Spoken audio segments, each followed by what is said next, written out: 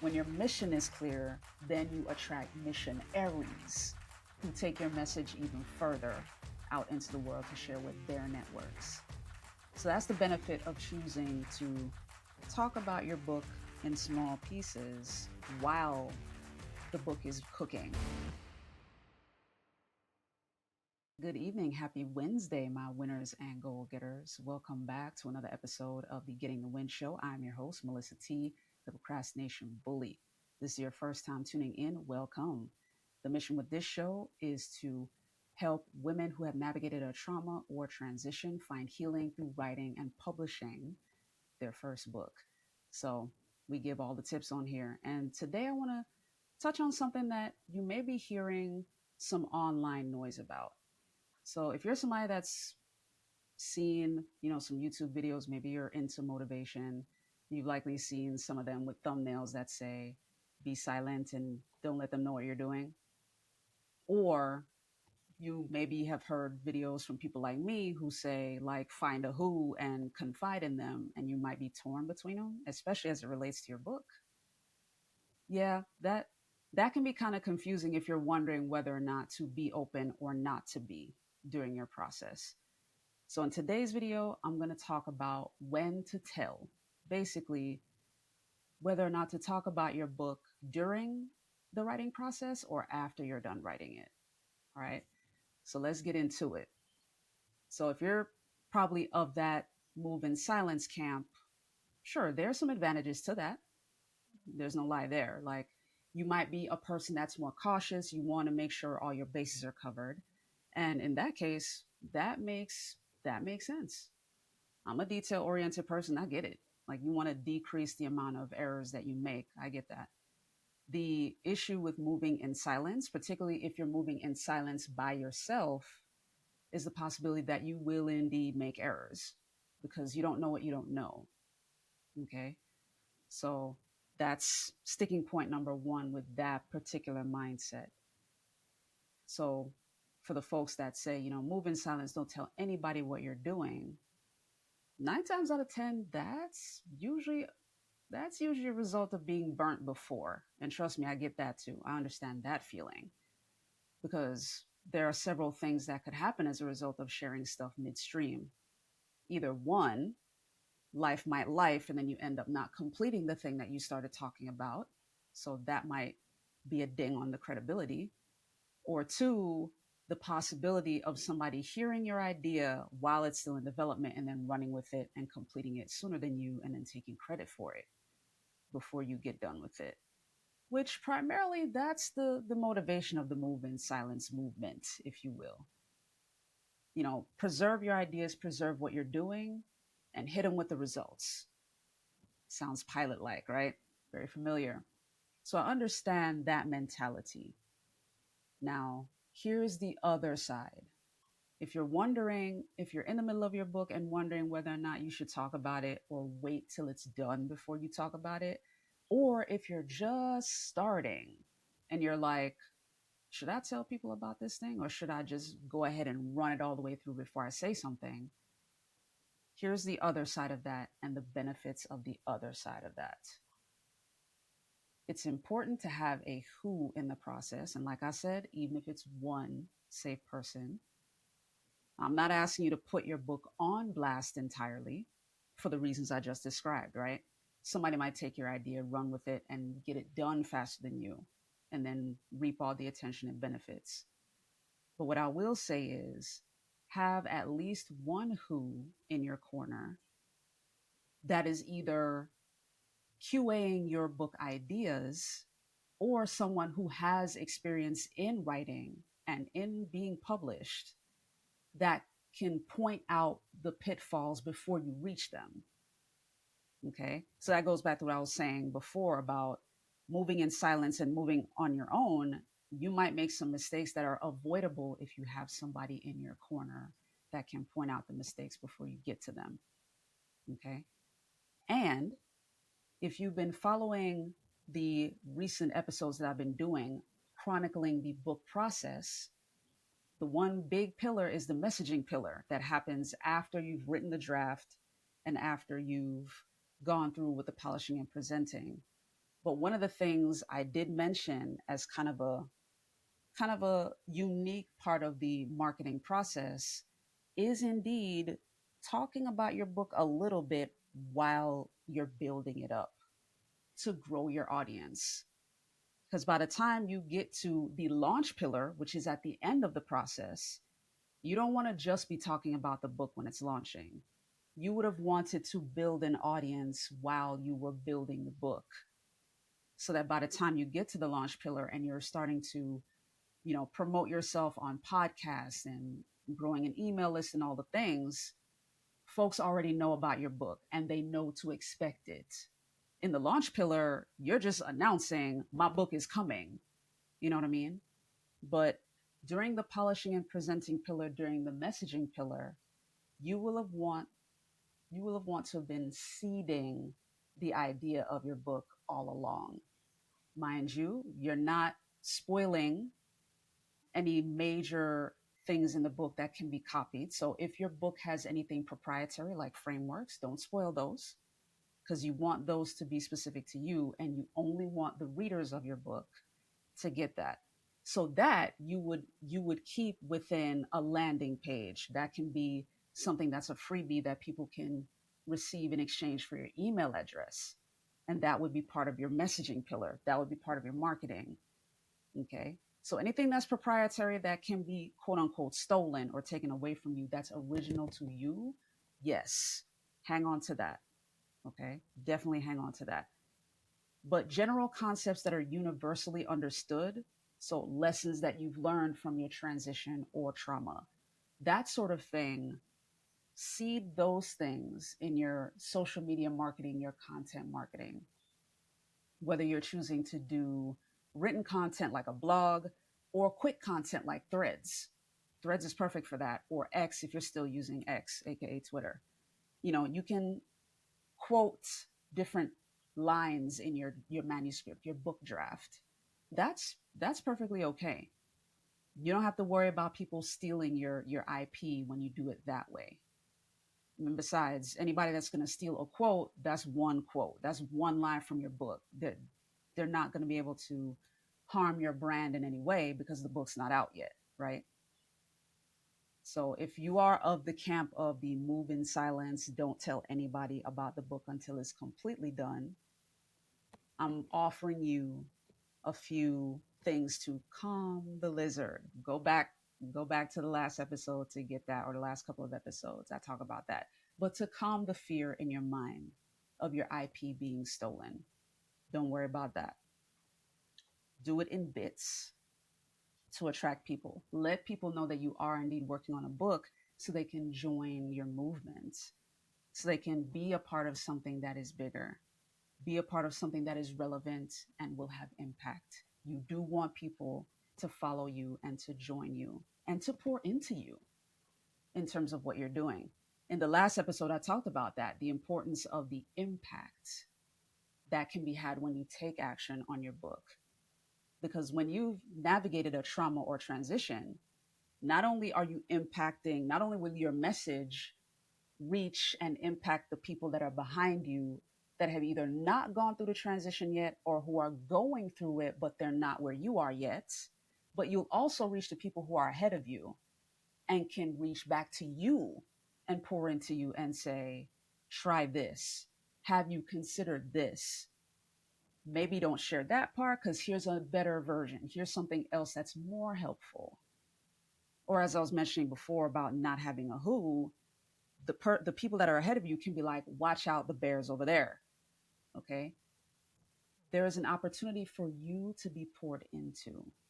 And if you're anything like me, if you're a woman who has navigated a trauma or transition, I can confidently bet that you are someone who has put yourself last at least once in your life. If it's not something you're currently doing, it's definitely something you've done before, and you know the feeling. You serve others. You're a phenomenal mom. You're a phenomenal wife. You're a phenomenal employee or colleague. If you're a person of faith, you serve your faith community very well.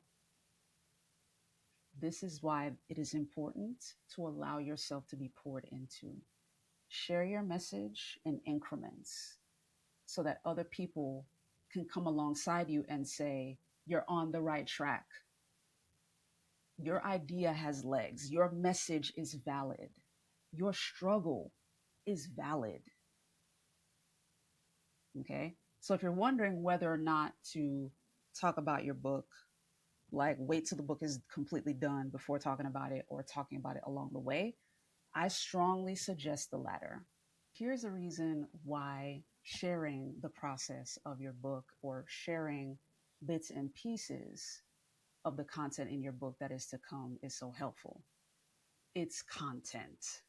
You get to share this whole process as content. The human mind loves a good story.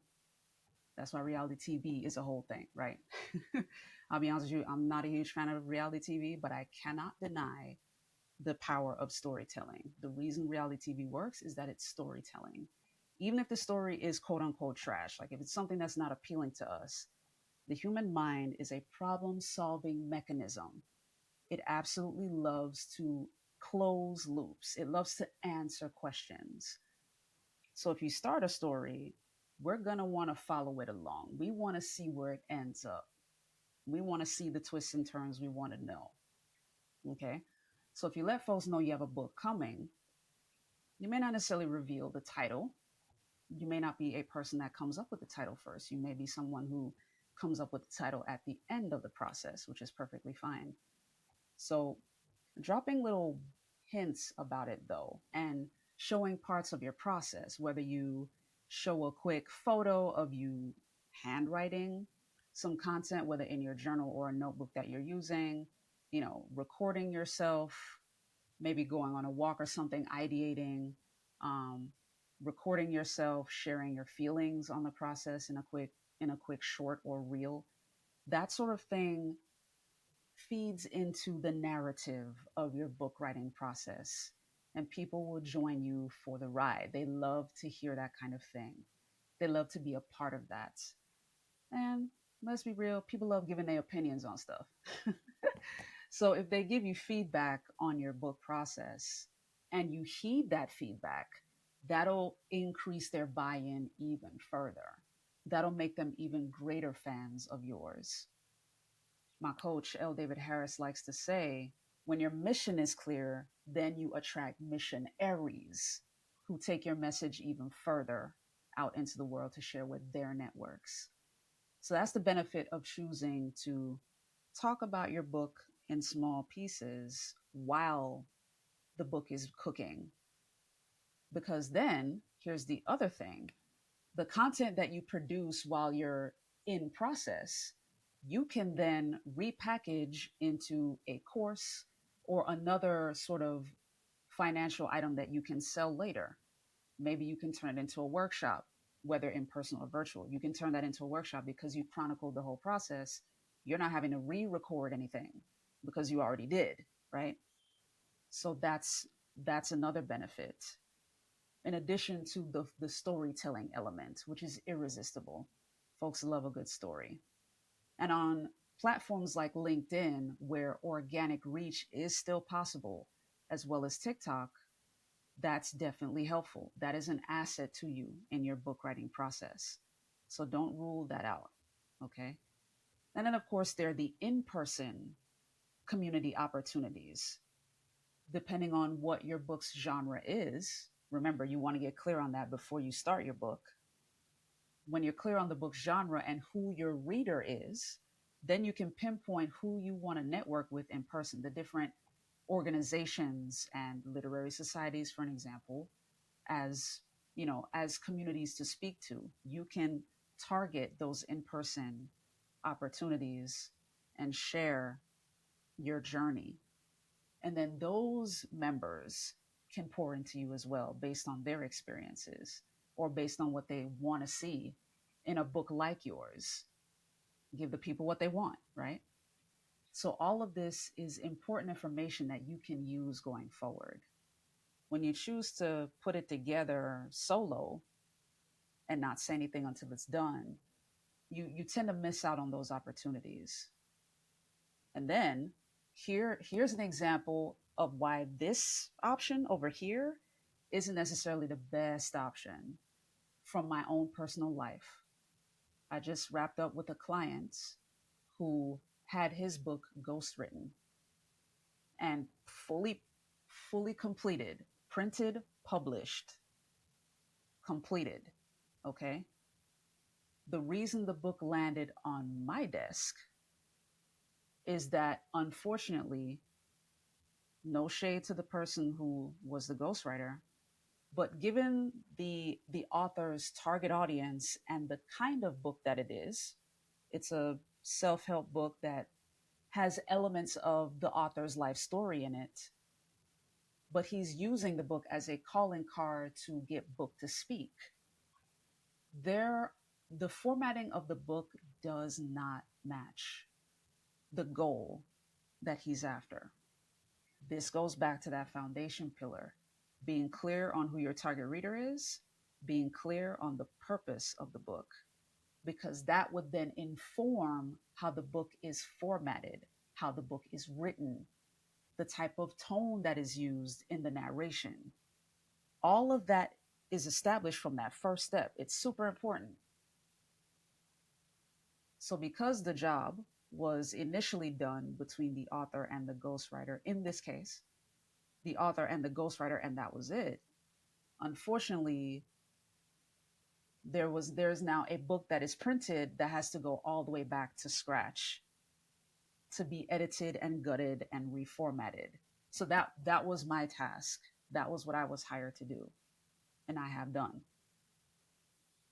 But there is power in getting clear on the foundation of your book and having at least one other who that has expertise in the industry, or at the very least in the genre that you're writing for, that can take a look at what you're doing and point out what's missing or point out what can be removed. Because in my case, there was a lot I had to remove, a whole lot. Because for one, again, no shade to the ghostwriter, but there was a bit of a tonal misfire. There was content written that did not match the author's voice. So there was a lot I had to remove in that process.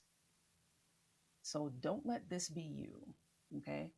So if you're wondering, should I wait till my book is done before I say anything about it? Or should I chronicle the process? Should I share bits of relevant content related to the book that I'm going to release? I would recommend the latter. I would strongly recommend the latter.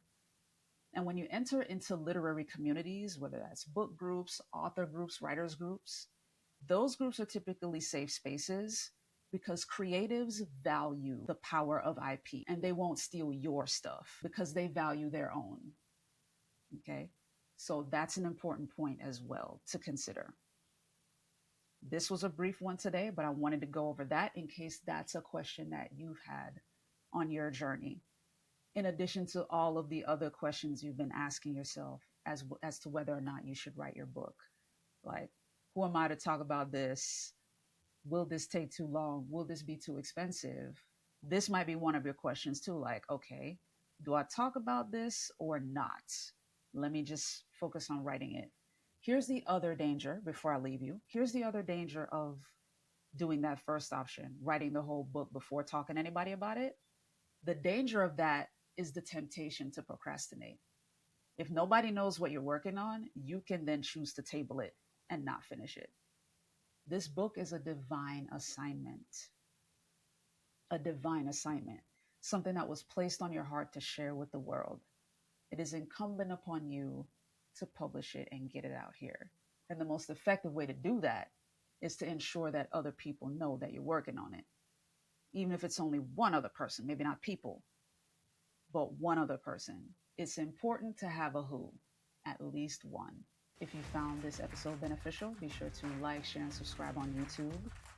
Like the video on YouTube, share it with your people, and subscribe there if you haven't already at Getting the Win. You can follow me on Instagram, Pinterest, and Threads at Getting the Win Show over there. And your girl is on TikTok. Follow me there at Mel T Writes. That's Mel T W R I T E S. All right.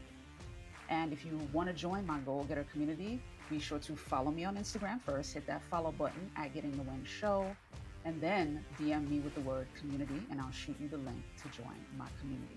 All right. But in the meantime and between time, have a great rest of your Wednesday and a great and productive rest of your week. Come back next Wednesday for another great episode of the Getting the Win Show. Peace.